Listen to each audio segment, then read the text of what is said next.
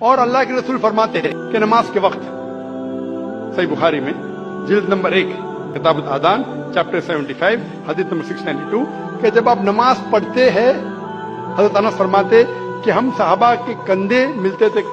دوسرے صحابہ کے کندھے سے، ہمارے پیر ملتے تھے ہمارے صحابہ کے پیر سے۔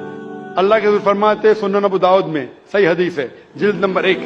کتاب الصلاح چیپٹر 245 اور حدیث نمبر 666، اللہ کے رسول فرماتے کہ بیچ میں جگہ مت چھوڑو، جگہ کو کم کرو اور شیطان کو بیچ میں مت آنے دو۔ اس کا مطلب ہمیں کندھے سے کندھا ملانا چاہیے۔ جو انسان اپنے آپ کو مسلمان کہتا ہے اور کندھے سے کندھا نہیں ملاتا ہے صلاح کے وقت اور پیر سے پیر نہیں ملاتا ہے، وہ اللہ کے رسول کی نافرمانی کر رہا ہے، وہ صلاح صحیح طریقے سے نہیں پڑھتا ہے۔ تو شاید ان لوگوں کو یہ اللہ کے رسول کی حدیث کے بارے میں پتہ نہیں ہوگا، تو ہماری کوشش ہے کہ ان مسلمان کو بتائے کہ اللہ کے رسول کی حدیث ہے کہ کندھے سے کندھا ملاؤ، پیر سے پیر ملاؤ، نماز پڑھتے وقت یہ فرض ہے۔ Hope that answers the question.